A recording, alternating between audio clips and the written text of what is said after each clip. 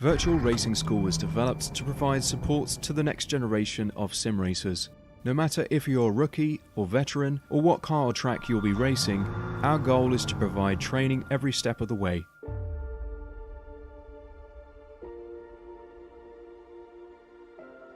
We found that iRacing can be quite difficult without proper training.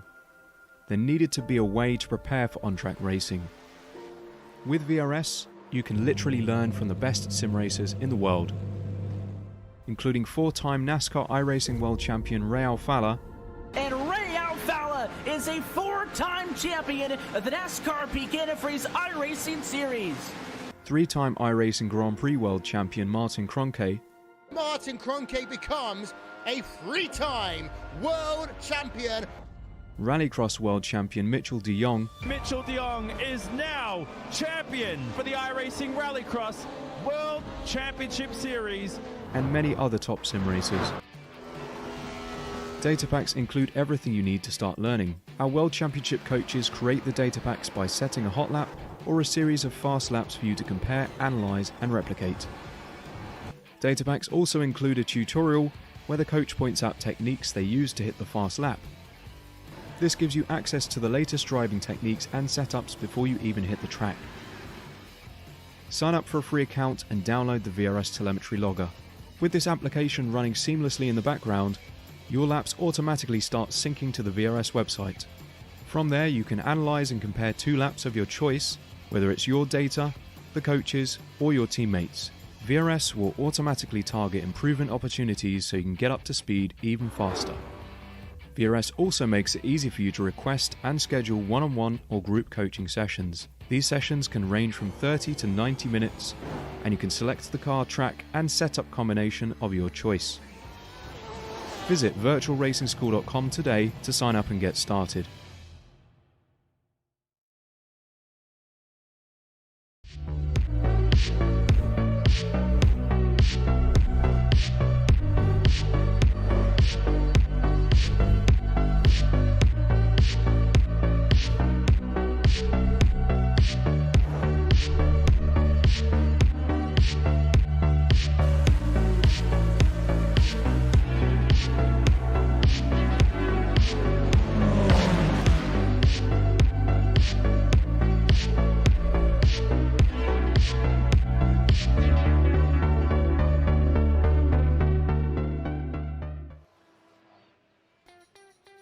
Hello and welcome to the penultimate strength of field race of the season in the Radical Racing Challenge, live on Apex Racing TV. My name is Sam Fitzpatrick.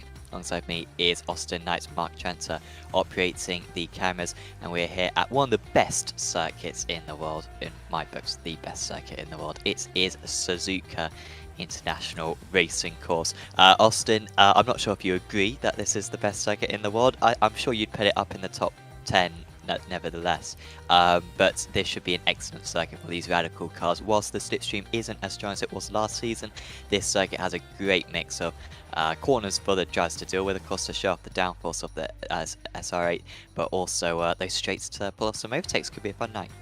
It certainly is one of my favorite courses in the world. It's in my top 5 actually.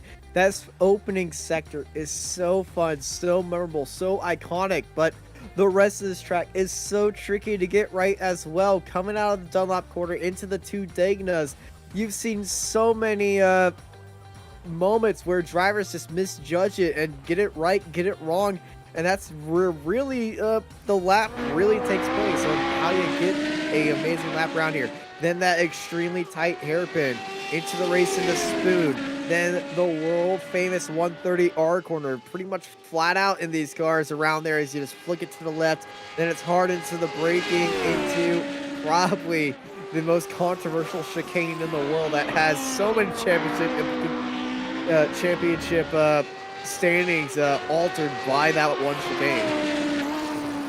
Yeah, for sure. Yeah, there's been a fair few championships decided around the circuit in the late 80s, early 90s, and we could have a championship decided tonight as well. Because at the moment on the cusp of the championship is Aaron Barber. He is currently 5th in qualifying, but Barber has been absolutely phenomenal this season. Got in a fantastic run of form. He's got a very comfortable lead. We weren't sure if he was going to be around tonight. As long as he gets a top 10, I think he should have it. I'll have a look at the points. Unfortunately, we can't show them to you, but I'll keep you updated with that, because after having a bit of a tricky kind of season, or 2 seasons, when he's been on the broadcast end, this season's been much better for him, particularly the second half, being able to rake in race wins. I think 4 or 5 race wins already this season. He's been the class of the field. Interestingly though, at the moment, he is down the order. He's got some catching up to do. Now the first lap in these cars don't really count for anything. It's kind of just a pace setter. On the second lap you gain half a second, even a second, because the tyres are absolutely in their groove, particularly at the start of the lap. You can imagine that second lap the tyres are going to be much better than the first lap. So yeah, that time, but I say every week expect to see a lot of changes on that timing board for race. Yeah, first time is currently sitting 6/10 down, but not only is he getting faster, everybody else is getting faster as well. Track temperature is 104 degrees right now, and that is pretty steaming out there on track. Not as hot as we've sometimes seen it, but into the Cascade Triangle, Kiki Ming currently sitting up there on top by 300ths of a second. Here comes Aaron Baba. How far do they increase? Up into 4th. Josh Cam jumps up into provisional pole, 153.2, 700th of a second ahead of being in 2nd place. And Cam did win at this track last season, of course, in the penultimate round of the championship. He had a terrific run of races where he managed to win both here and at the Nordschleife. So could history be repeating itself? I don't believe Cam's got a race win this season, or did he win at Sonoma? Never won at Sonoma. Again, I need to get the points up to see that one. But that's still a really good qualifying for him. Odd to see Barber not at the front though, Austin, because I've so got used to him just having that extra 2/10 on everyone else. But he hasn't quite got that tonight. He's lacking that time. I wonder if he's maybe done a little bit less practice than previous weeks, or maybe the other drivers are just particularly confident around the circuit.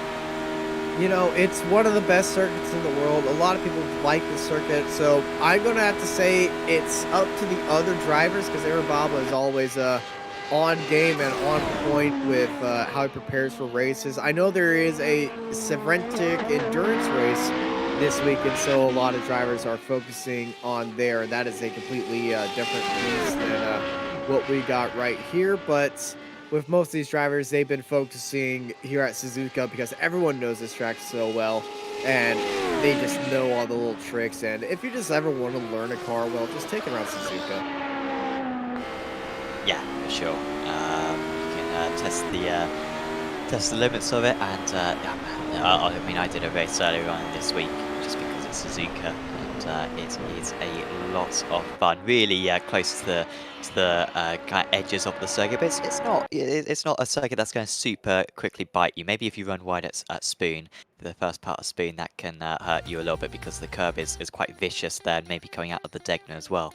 But around the most part, it's you're just kind of threading the needle, and it should be a really good race. And this grid order indicates that's going to be a good race as well, because it looks very competitive. Josh Cam on pole position, trying to get his 2nd consecutive strength of field race win here at Suzuka. Kike Ming lines up in 2nd place. Then it is the man who's never won one of these strength of field races before, Manuel Olago, wishing the best luck for him. Championship elect, really. Aaron Barber lines up in 4th place. Then it's Ant Castles, John Aldridge, John McCutchinson, Thomas Torp, Philip Herc, and Arturas Condes. Super competitive top 10 on the grid. Then it's Dennis Kyrkopoulos. Chris Cash lines up in 12th position. And that it's Jose Cazon, Bruno Almeida, Mike Busson, Johannes Hesterman, Eduardo Gomez, Abul Al-Amri, Robert Woodward, Dylan Freckleton is the last driver on the grid. A massive grid for this one, just the 20 cars. I think for this one, Austin, I cannot split the top 10 drivers. Honestly, I think they're all going to be super evenly matched. If Barber was at the lead, I think, oh, maybe he could pull away. But honestly, I think we might see a huge lead pack in this race. We're in for a fantastic treat here at Suzuka. So easy to follow, pretty hard to pass. We're going to be seeing who's got the preparation, who's got the patience, and who's got the race pace around here. 13 laps of Suzuka here in the iRacing Radical Challenge. It's 5 red lights, and it's green, green, green here in the land of the rising sun. And it's a stalled, we got a stalled car off the line. That's McHutchison. Very slow off the line and down to last place. A few cars have hit the back of him, but other than that, everybody else has had a clean start. Great start for Olago. It was a really good start for Cam as well, but first and third on the grid, getting off very well. Buson and Woodward just running a little bit wide, I think, in the background. So Olago's up 1 place, up into 2nd position. Great start for Candelas, up 3 places. That could be important in order to bridge the gap to the race leaders. Giles further down the order, still going too wide, but now getting to single file. You really want to be single file heading into the decimals because those are super narrow corners. We're going to see some moves potentially from some of the gyros. There is the race leader, Josh Cabs, taking them through this fantastic part of the circuit for the first time. He's going to be safe from any attack heading into the hairpin as they're all running quite wide. They're almost onto the fake grass. They were side by side there through the second part of the decimals. That was epic there from Chris Cash, apologies, Almeida, who managed to get ahead of Gomez. So there's a bit of a gap in front of them, as has Barber and Ming, I think, had a bit of a collision. I think they have, because I think Barber may have gone for a move on Ming, but they're both slowed up, and they've just opened up that gap to Cam and Olago, and I believe that's out now of the draft round. Yeah, Ming just went a bit wide, and they went wide again. Baba's down to the inside and Spoon, and Baba's back into 3rd, but already out of draft range. Aaron Baba's going to have to, well, duck down, get into that aerodynamic position, and try to chase down on Cam and Olago because they are out of draft range. And what Aaron Baba doesn't want is to see Castles right behind him. This is Cadelas on the inside of 130R. That is tight off the exit. That's Torp on the outside, but Cadelas is getting late on the brakes right there around the outside of the corner entry and through the gas triangle. We got a collision on Cass and Harouk making contact off the exit. Well, Cash had a pretty good start. They're at the back of kind of that front train, I think, but problems with them. And still moving up the order. It's Almeida and Gomez still going at it. Yes. I think that's Gomez now gaining another place. So good work there from Gomez. They've been through to one another throughout this event as he just about pulls ahead a couple of jumps. We don't see a whole lot for this strength of field race. But yeah, quite a few changes so far. Gomez up 7 places from his start. McHutchison, after that dreadful start, you were saying how he stalled off the line. It could have been a stall, it could have been just a huge amount of wheel spin, not quite sure. Fortunately, no one seemed to hit him too hard. He has got some damage in the back of that car, but shouldn't be costing him too much. That rear wing looks about in shape at least, and still in 14th place. He should feel very lucky about that one. Should be a fun race. Now trying to get past all these slightly slower drivers. Yeah, it was just a strike on the right side of the car. Originally it was a lot worse, but the iRacing game is more given than the iRacing model taken away. And, you know, McHutchison, he's prayed to Nim, I believe, and, well, he just got a little bit of damage from that. He will do it just before every single race. Prayed to Nim. And, well, sometimes he grants us that fortune as... That was wide there from Almeida. I don't know about you, I'm sure you've had it in the past, Austin, but the outside, that curve through Spoon, absolutely lethal. You put a wheel on that thing and it spins you out. So if you're understone like that, you don't actually want to be leaning on it. You actually want to go over the curve and then come back on, or you want to be well inside of it. What you don't want to be is a wheel on it as getting back up the place. That is past Castles. That's a really good move. He's actually been a hold up Castles as well, mid-corner, and he's up into 4th position after that mistake on the first lap. Look at this send by Kiki Ming, just on the back end of Castles. Castles taking the regular line. Ming looking up the inside. So far up the inside, they jump the curb. Car bounces off a little bit, but Kiki Ming back into 4th place. And, well, they're looking to get back to where they started in 2nd place, actually. So, not the best start for Kiki Ming, but, you know, they like a good recovery drive. And here's Baba, replay of lap 1. And this is what happened coming out. Yeah, Ming just went a little bit wide. Just looked like they lost the traction mid-corner And Barber just tried to take him on the inside, but, you know, he had to lose a lot of momentum to get that car offline to get it right. And then a big slide. He hit the curb on the inside, and Ming went off in the spoon. And, well, that's a little bit of a slowdown. And, well, it is a slowdown, then a slowdown penalty on top of that, which is just a double slap in the face. A big shame there, and that's why there's a gap between second and third positions at the moment, as we've got Feckleton versus Kazan. Feckleton just about ahead. Good work there from the British driver. Quick shout out to one of our sponsors for this series, Apex Racing Academy, for sponsoring this broadcast. Super big thanks to them for sponsoring this broadcast for the entire season, also previous seasons as well. Apex Racing Academy, of course, with 29 data packs. Those data packs for various different cars, ranging from single seat cars, prototypes, GTs, tin tops, rallycross cars even. And they include setups and track guides, weekly group coaching sessions, and it's also integrated with virtual racing school as well. So do check out apexracingac.com for more details. There is a link in the description below. As Almeida, apologies, this is Al-Amri on Almeida.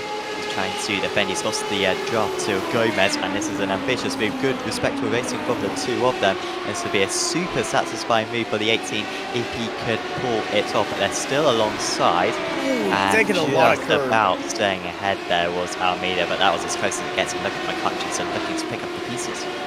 Yeah, McHutchinson, recovering drive for him, up back into 12th place, 5 spots down from where they qualified, but really, McHutchinson uphill battle right now, and he's got a great fight ahead of him as Al-Amri had to cut across the curves of the S's, and McHutchinson gained up a lot of time between these two. Bruno and Al-Amri are really battling hard with each other, and this is going to continue on for the entire race. And McHutchinson, oh no!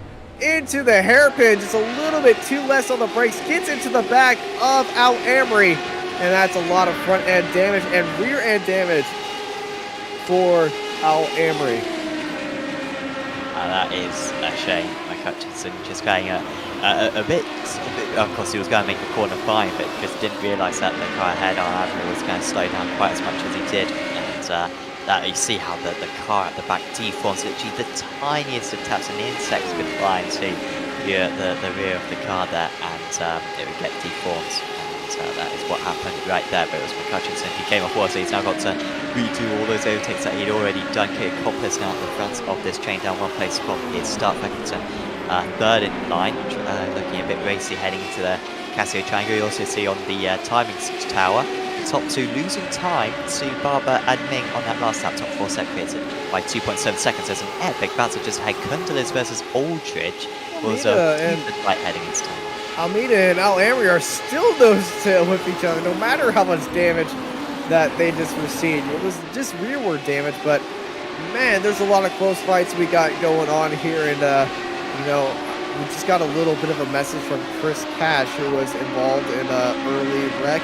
Quote, time for a beer then, end quote. Hopefully Chris, next week at the season finale at the Nordschleife, goes well for you, and you know, we can save the beer for after the race. And oh, is that Ming going wide? And through Degna too. Castles, I think it was going wide there. Lost a bit of time, I think. By the way, I think it was Kuntelis who was able to get past Aldridge at turn 1 on this lap. So Kuntelis looking really quick. Also a great qualifying for him as per. But come the race, he's got a lot of pace in that car. 2/10 slower than the race is, but that was kind of being held behind Aldridge, I believe. But yeah, going to be up a place soon, I think, as Aldridge is all over the place, and he might lose out another place. Amri is past Almeida. Almeida's got problems at Spoon. He's back on the circuit at least, but oh, that's a shame. Did he hit that inside curve like Ming did at the start of this race? Because I believe that's might would have happened as Bruno Almeida very slow on the back straight coming out of Spoon, and he's back up to speed side by side through 130R. Are we going to see 3 wide right here into the braking zone? We thankfully aren't, and I can breathe, but Almeida up the inside, and he's going to have to uphill fight for Bruno right here.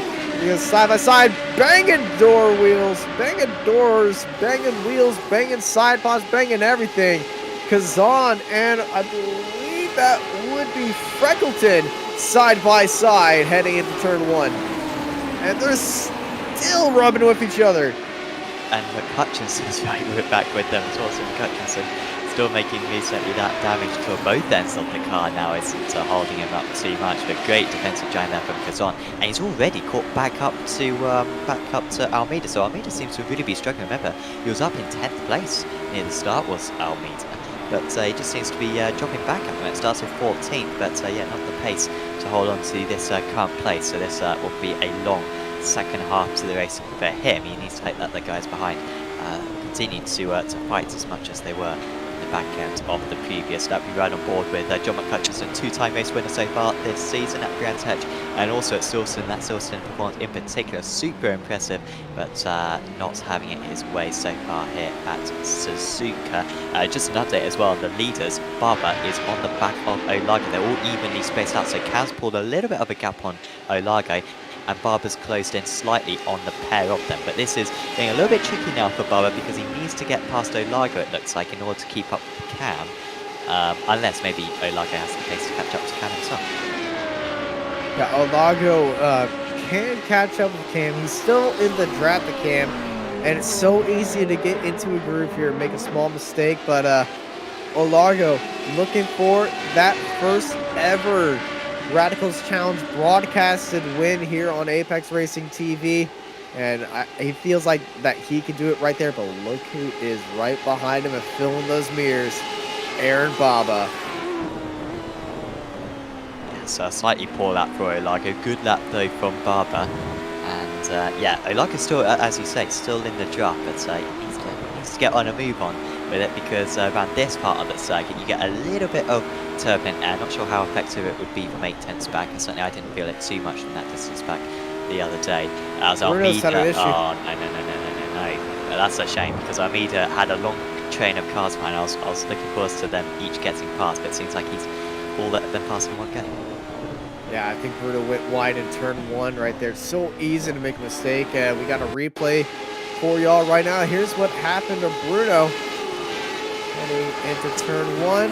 He's hit the curb on the apex and just upset the car. Big slide, big slide. Somehow saved it and kept it on track right there. Bruno knows that car control. Maybe wondering how on earth we get those replays. Well, thanks to SDK Gaming, which is another sponsor for this series. That is SDK allows us to get those replays, as Barber runs a little bit wide. Every event, every off track that a driver has, or if they slow to a halt, for example, pops up on our live timer.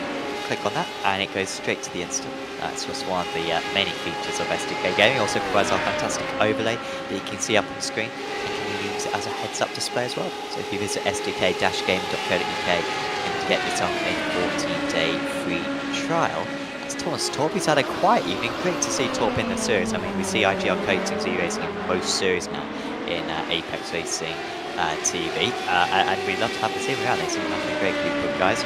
Torp in particular, and he's in 8th place, but looking to get past Aldridge, who was ahead of Condelis and is seemingly slipping back a bit.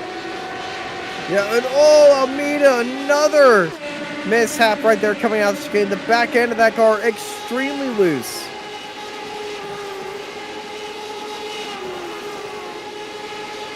Disconnects from the rest now, 19th place.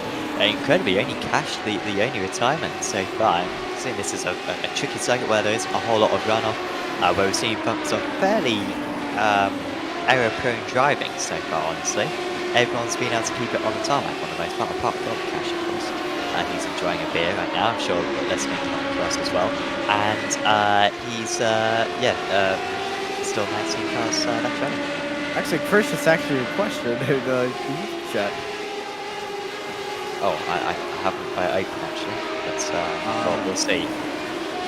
I'll send it to you. I'll send it to you. Well, I'm loading it up now, so I've already sent it. Oh dear, I've been called out. Deary me.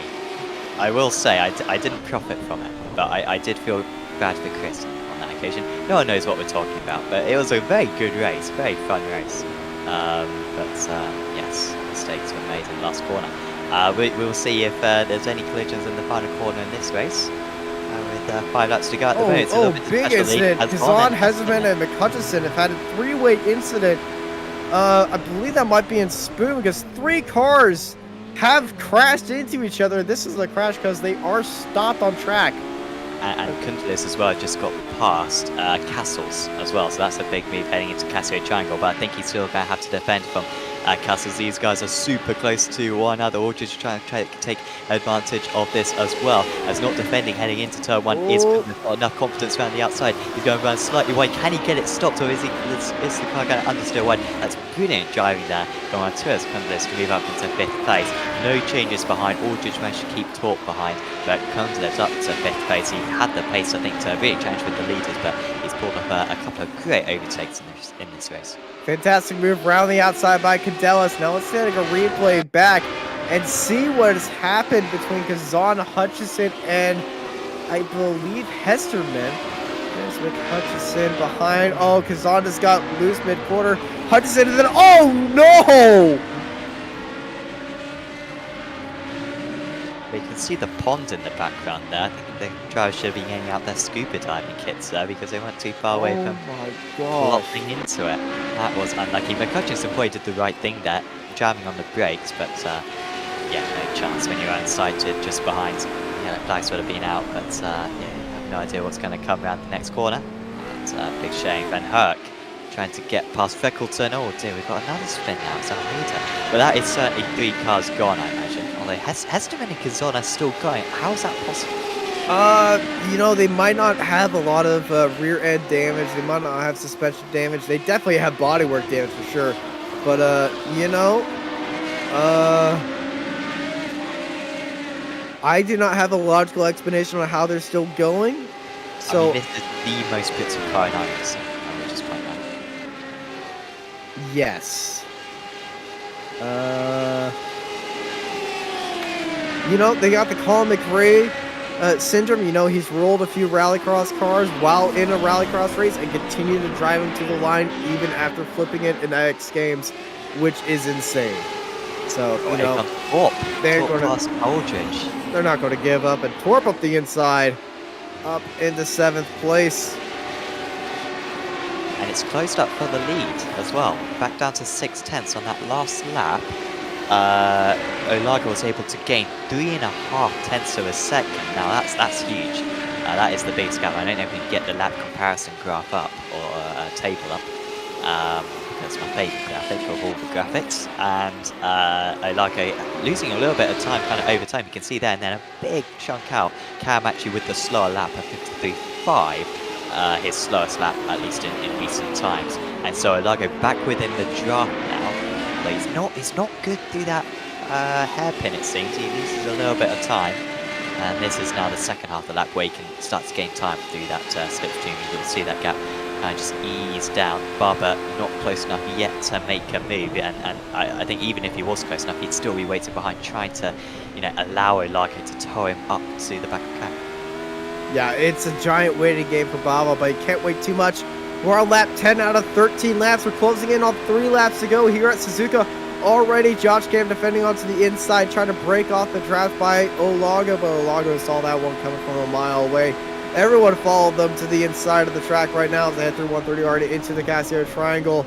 And you can see Baba closing in on Olaga, and Olaga taking a lot of curb on that apex, just trying to chop down time on Josh Camp. He continues to do that. It's going to be very risky, but look how close to the wall they are getting down there. Very competitive, and Air Baba does not want any of that, as Aldridge and Torp are still battling with each other.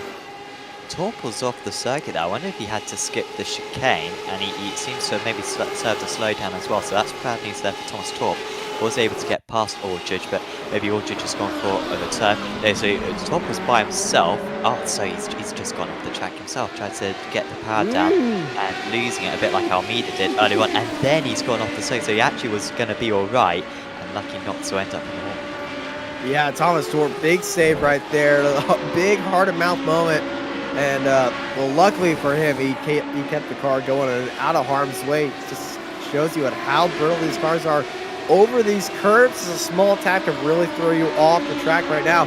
Top three within 1 second of the leader. This is very tight at the front as Baba closing in on Largo.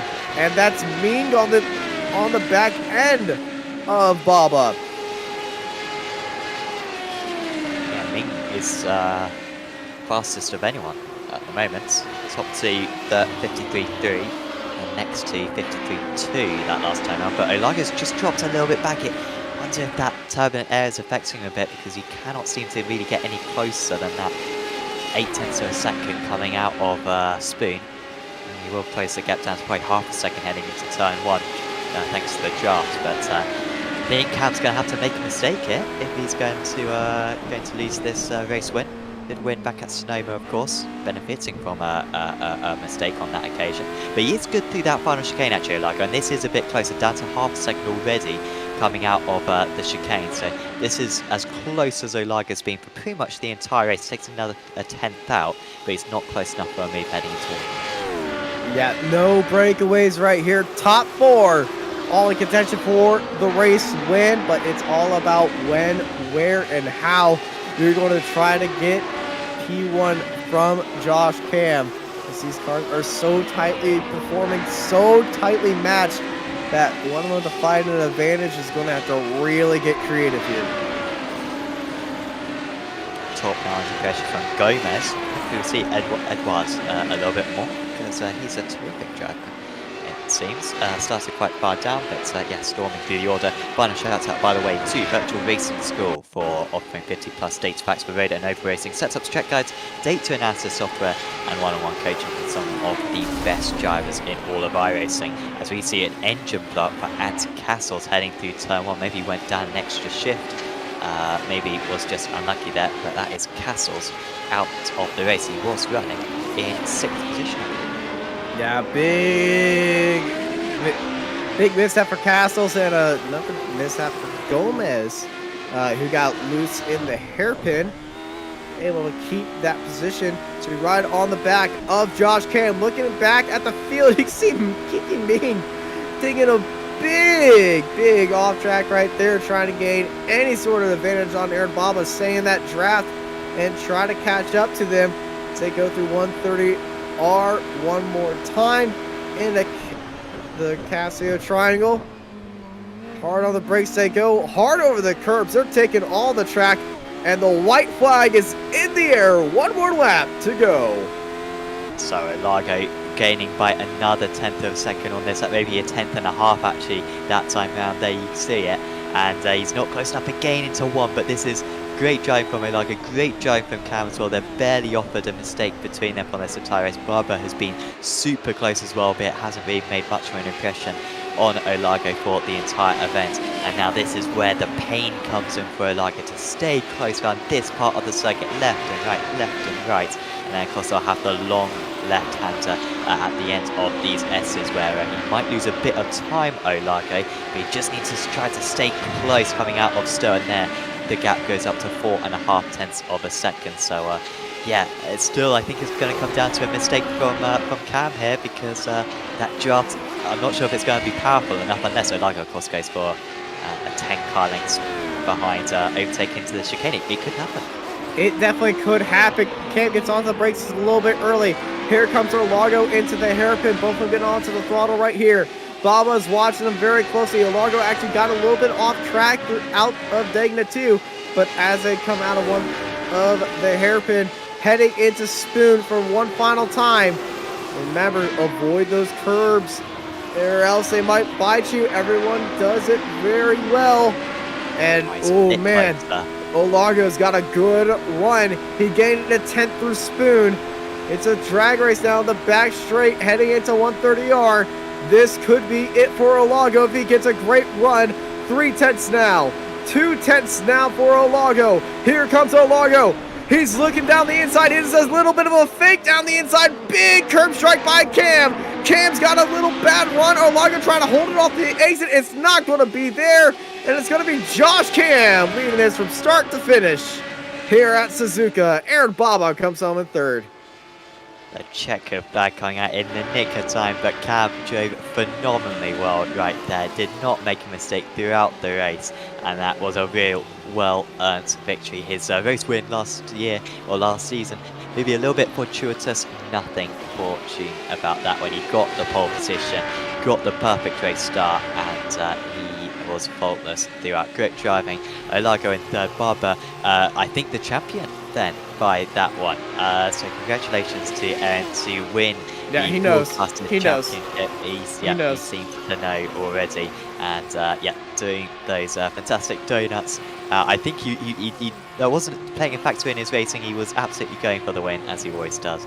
But third place caps off a fantastic championship. Still would love to win the crown jewel events at the Nordschleife, the circuit that all these drivers love more than any other. But yeah, congratulations to Aaron on a superb season. 4 races for him.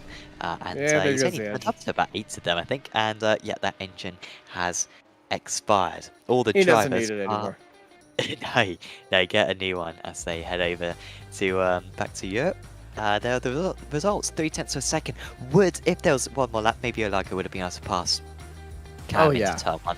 Probably, yeah, certainly would have had a chance. But he was getting closer and closer, 10.5 every single lap.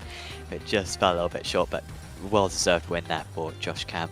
And Barber there in third position. There was Kike Ming, who just couldn't quite make an impression there. Good Ming, and that race start in the end quite costly, where he lost the position to Barber, where he also had to overtake Aldridge as well in the opening stage, and that did cost him a bit for the Volcano racing driver.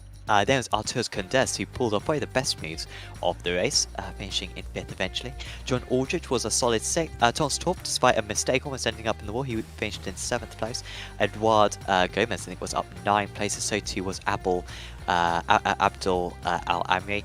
Mike Busson was in 10th. There was Dylan Freckleton, Philip Vanden Herk, Robert Woodward, Dennis Kyrkopoulos, Bruno Almeida, who had a very entertaining race actually, did the 16. Hesterman somehow finished. I mean, he must, that car must be made out of cast iron or something, because he got a huge hit, but still soldiered on. 40 seconds off the lead. And then the retirees were Ant Castles, Jose Cazon, John McCutchinson, and Chris Catch. Some big names having problems actually in that race. So yeah, shame to see them guys drop down. Otherwise, I'm sure they would have been prominent up in the top 10. Now this is the time for interviews, and we've got a few. We've got the top 3 into the in the waiting area.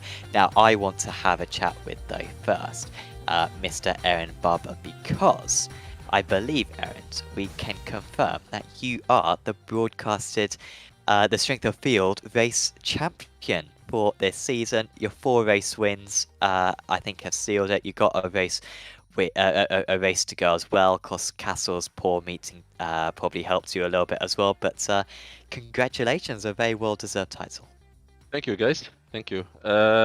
Normally, I couldn't be here tonight, but I fixed so I could race. And the quali was not so good. I messed it up a little, and then P3 behind Josh and Manu. But it was enough for me, so I didn't try any moves. I just stayed within the draft. So pretty straightforward race, but it's nice to win the championship for once. Definitely, it was fantastic to watch for us, because you top 4 were so evenly matched. It seemed you all kind of just getting closer and closer as the race went on. Yeah, on that final lap, did you think that something might happen between the top 2? I mean, were you just waiting for it all to kick off? Oh, I was just waiting for a nice battle between Josh and Manu. I like them both, so they're good guys. So I thought, okay, as long as it's fair, I will just sit back and relax. Not to win the race like this, because Kike had also an accident. In the first lap, he spun a little, so I gave him back the position. But I'm always up for a nice race. So I was hoping Manu would make a move, but Josh had a really good pace. so he stayed ahead of us. So it's good for him. Nice win. And how was it following around this circuit as well? I mean, the draft effects, we've kind of come to know that, but was it quite tricky to follow through the first half of the lap through the S's? Oh no. On this track you have a lot of draft actually. Normally I could follow very easy because I had to lift a lot. So I think the draft is really one of the strongest of this season. I think for me personally, because I don't know Suzuka very well. I had like 1 day practice. I did a couple of races starting from the back, but always with a damaged car. So this is not my track, but I was really surprised to see the draft is really big. So you can see a couple of tenths on the straights. You can gain very fast. So yeah. And next up, we've got the Nürburgring, the Nordschleife circuit, of course. Now, I don't recall you being in the strength of field race last season. Of course, feel free to correct me on that one. But what are your thoughts on Nordschleife? that race circuit? Nordschleife is personally one of my favorite tracks. I know I have a really good pace there. Last season, I was logged in with my Smurf account. With my second account, and I forgot to change it before the race, and I saw it when it was too late. So I was already registered with that account, and it was good that I didn't have any quali time, because on the Nordschleife you have to put the quali time before. So I started from the back, but I lost a little bit of patience. But normally, even though I won the championship, I will be there next week for sure on Nordschleife. So expect to see a good pace from me on Nordschleife. I don't want to jinx it, but yeah. Well, we wish you the best of luck to cap off this great season. Aaron, is there anyone you'd like to give a shout out to? You guys, all the team, all the Apex Racing TV team, and all the guys from the Radical community.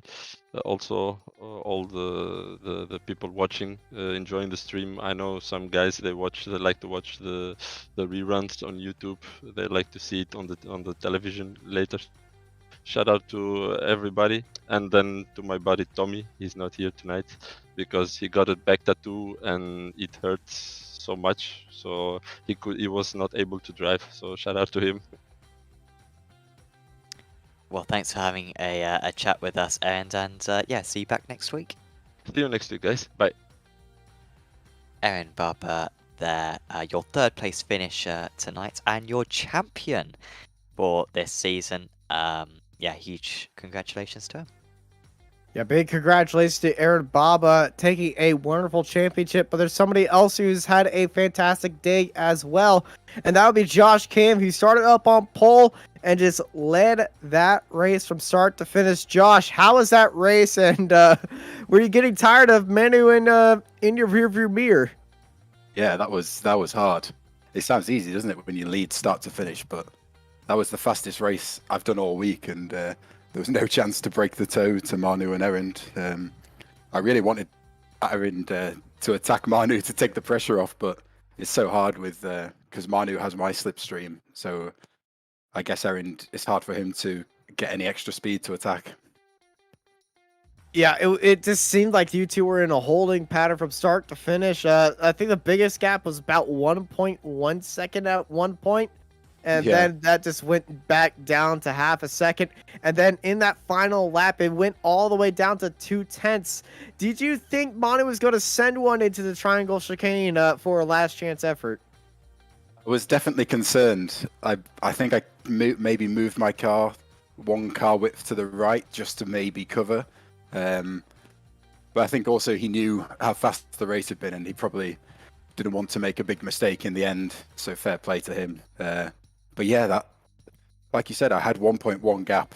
This was the most I could do, and it wasn't enough. I didn't really do any bad laps, I didn't think, but you can maybe gain 1/10 in the first sector, maybe, because of all the turns and the dirty air you throw at the car behind. But then from the second Degner, pretty much right the way back to turn one, there's so much straight line that they get the 3-4 tenths back. So all you can really do is try not to defend fresh air and run as clean a line as you possibly can. and don't spin those rears. Well, you're certainly stretching your legs out to keep Manu behind you and come home with the win. Next week, you don't have to worry about a lot of straights, just one giant one as we head to the Nürburgring. Are you ready for next week? Oh, I can't wait. I think most of the Radical community loves the Nordschleife, and I'm definitely in that category. I think I've had a cheeky 1 hour practice this week just to get started because there's quite a few turns there you have to memorize. So I can't wait for it. Let's get stuck in. All right. Well, we'll let you get ready for next week then. Before we let you go, anyone you want to thank? Yeah, big thanks to everyone at Pure Motorsport and Concrete Ocean who sponsor us. I haven't really got to speak to Ant and Chris yet today. It seems it wasn't their day, but we always learn from each other in these weeks, and it's good to have some motivation from the team. So thanks to all those, and yeah, well played, Manu and Erin and Kike as well. It's good to see him back. So thanks, guys. And thank you for putting on a fantastic show. And over to Sam, who is standing by with Manu. Yes, we can have a chat with our second place man now, Manu Ray Olage. Unlucky again, Manu. You are. I don't know if you have the phrase where you're from, but we call it the bridesmaid, because you always finish it in second place. But it was a fun race in the end, and you're very close to passing Joshua at the end. Yeah, of course, I didn't have pace today because on the first sector, just steal me 2-3 tenths, and then I can catch him with the draft, but I was not in pace here. No time to practice this week as well, and the other week, because I had a lot of work here in my home. And yeah, I saw today that I have 2 hours to practice, and let's go racing, why not? Well, it certainly looked like you'd done a lot more practice than that, because your pace, at least from where we were sitting, looked very good. Do you think if you had that extra lap right at the end, do you think maybe one more lap and you would have got past Josh, or do you think just with the way that the racing was out there, an overtake would have been very tricky? Yeah, I think that with distance we went on the last lap. With one more, I think I could try. Only on the last sector and the chicane, but it would be too risky because he would get me 2-3 tenths again on the first sector. But lap per lap, I was close in 1/10 and 2 by the draft. So I don't know. It would be difficult, but with the distance we went, I could try it. Next week we've got the Nordschleife. Everyone seems very positive about that circuit. I know for a lot of people it kind of divides opinion, but why do you think it's such a popular circuit for the Radical guys? Well, I think Road America is a good one for us, for the Radical drivers, and I would like to try in Red Bull Ring, but I don't know if the next season is going to be there. It would be fun to those tricky tracks. Definitely, yeah. I think that would be super interesting to visit those tracks. In the future. And yeah, can we expect to see you next week? Do you think you're going to be able to make the Friday night race? Yeah, I would like to be there, and I'm gonna try to get the pace because with all the cars in Nordschleife, I think I was fast.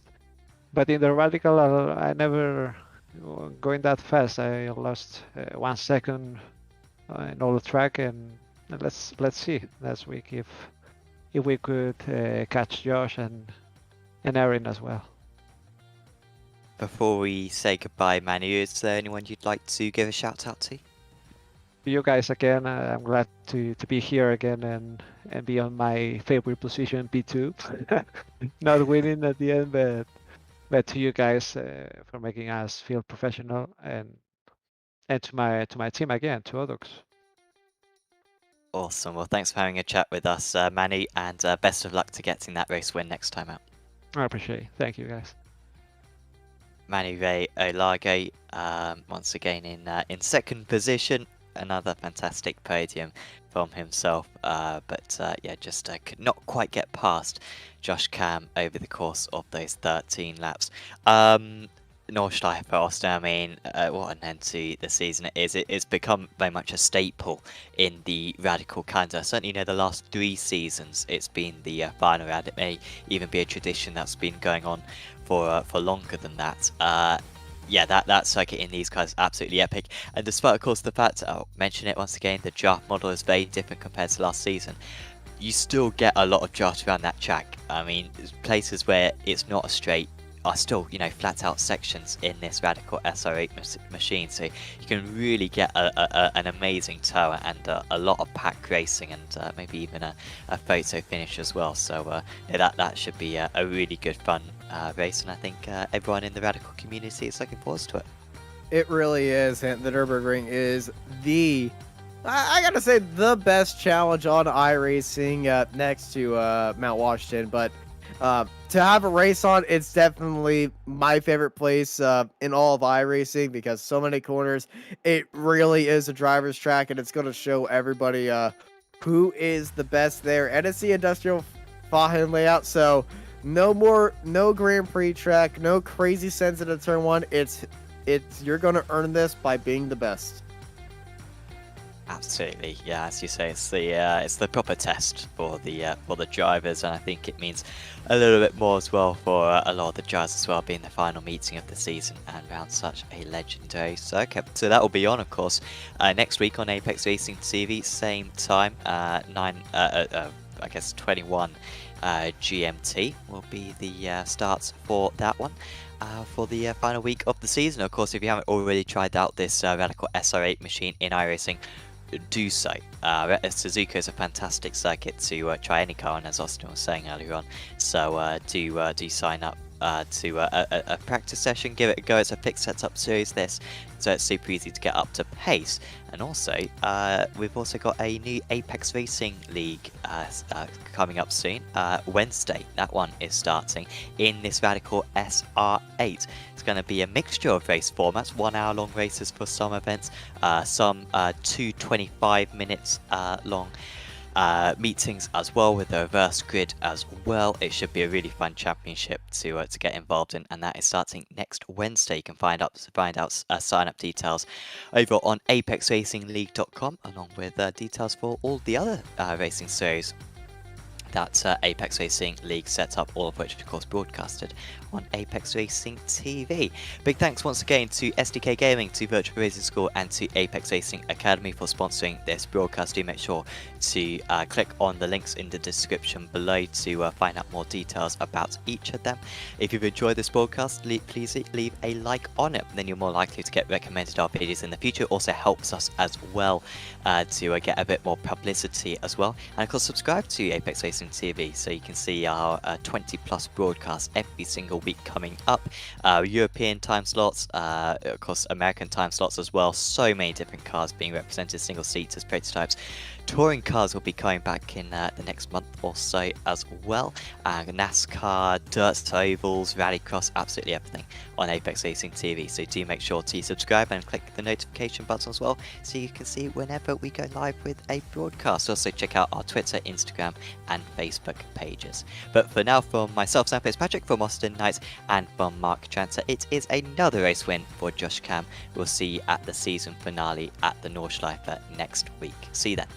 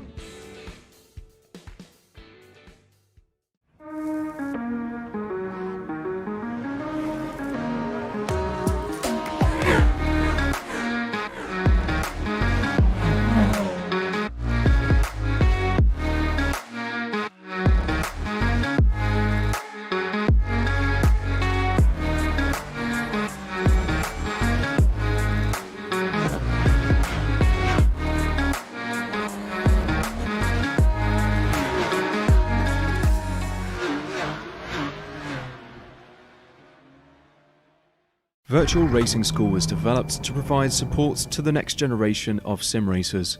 No matter if you're a rookie or veteran or what car or track you'll be racing, our goal is to provide training every step of the way.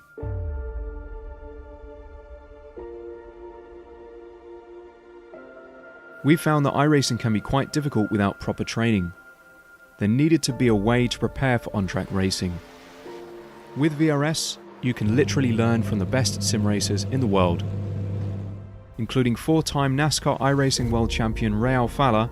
And Ray Alfala is a 4-time champion of the NASCAR Peak Antifreeze iRacing Series. 3-time iRacing Grand Prix World Champion Martin Kroenke. Martin Kroenke becomes a 3-time world champion. Rallycross World Champion Mitchell de Jong. Mitchell de Jong is now champion for the iRacing Rallycross World Championship Series. And many other top sim racers.